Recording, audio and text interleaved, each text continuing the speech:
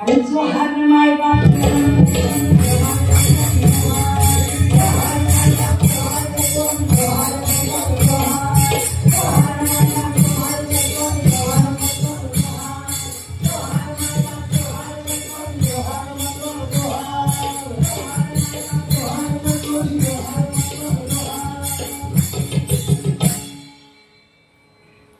अजी तुमच्या उष्ट्याची मज आस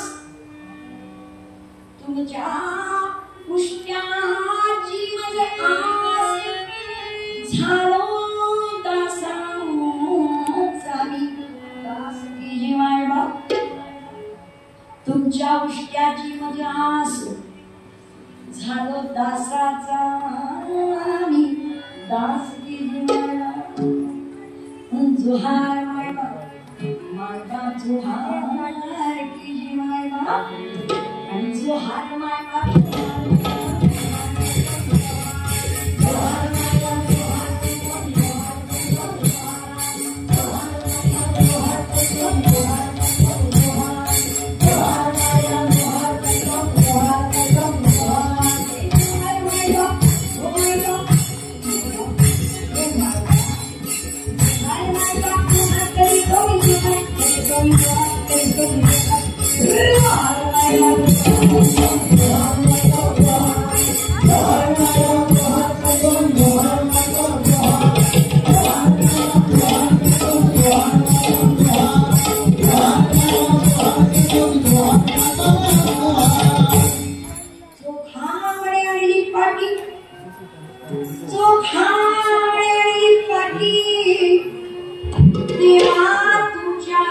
उष्ट्यासाठी गेली माय बाप भगवंता बरी मोठी संतांची पंगत तुझ्या सर्व त्या पंक्तीमध्ये मी कुठेतरी कोपऱ्यात आहे तुझी खरकटी खरकटी दृष्टी माझ्या देहरूपी पाठीमध्ये पडू दे एवढीच एक आस माझ्या चोखोबांनी पांडुरंगाच्या समोर व्यक्त केली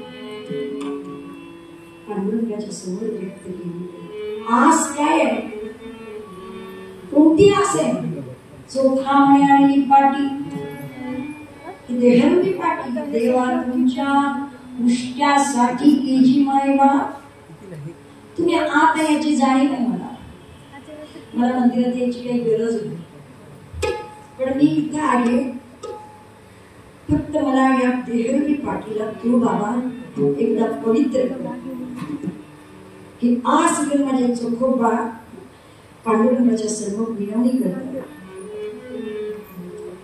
प्रसंग एकदा आला चोखोबा पंढरी सोडून कधीच बाहेर गेले मंगळ वेड्यामध्ये वेशीचं काम निघालं वेस बांधण्याचं आणि खूप कारागीर पाहिजे होते कामगार पाहिजे होते आणि त्यांच्या वस्तीतली सगळी लोक कामासाठी तिकडे आता शेवटी प्रपंच भागवायचा आहे वेळ निर्वाह उदरनिर्वाह लेकरं बाळं बायका ही कुठे टाकून देत आहे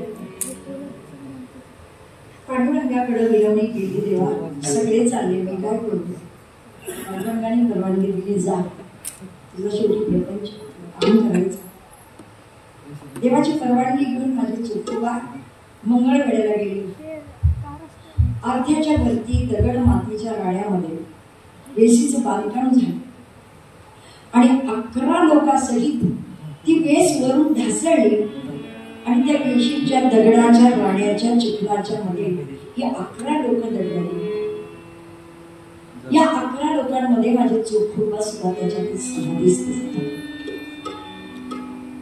पांडुरंग परमात्म्याला काय माहिती त्रिभुवनी पाहणारी त्याची दृष्टी नामदेवाय इकडे मंगळवेळेला जा माझ्या चोखोबांच्या अस्थी घेऊन नामदेवराया चकित झाले देवा मी कसं ओळखणार त्या चोखोबांच्या अस्थी असतील जिथे किती लोक गेले त्याच्यामध्ये चोखोबांच्या अस्थी मी कशी ओळखेन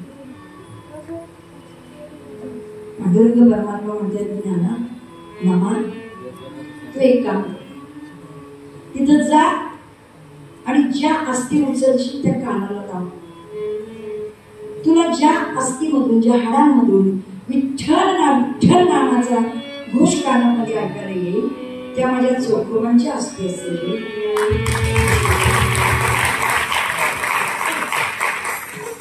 नामदेव वयात तान तान तान दिले, मला किती मोठी कामगिरी दिली.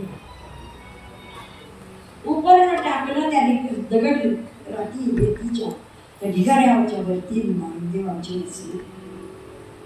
2-3 कामगारही बोलवले, चला या, तेव्हा मला मदत करा. आणि त्याच्यामधून हाड वेचून कानाला लावायचे, ज्याच्यातून आवाज आला नाही बाजूला टाकायचे, ज्याच्यातून विठ्ठल नाम यायचं. इतके बेभान झाले, विठ्ठल नाम ऐकायला आलं उपरण्यात टाकायचे, नाही आवाज आलेला बाजूला टाकायचे. सगळ्या अस्थी काही मिळाल्या तेवढ्या आपल्या उपरण्यात काठीवर बांधलं आणि नामदेवराय पंढरपूरला आणलं. आता देवा याचं करायचं काय? ह्या सगळ्या आमच्या चोखोबांच्या अस्थी. पांडुरंग परमात्मा मंदिराच्या बाहेर आले. नमा 2-4 लोकांना बोलव आणि इथं खंडाखंड माझ्या हातून त्याची एकच आस होती, चोखामणे आणि पाठी देवा तुमच्या उष्ट्यासाठी. त्याची ती आस मला पूर्ण करायची. मला या अस्थी माझ्या समोर ठेवायच्या. स्वयं पांडुरंग परमात्म्याने नाण्याच्या अस्थी सगळ्या आज पंढरपूरचा मास्टर प्लॅन झाला. पुण्यराज गणपती बाहेर होते, मंदिरात गेले. 33 कोटी देव बाजूला होते, आत गेले.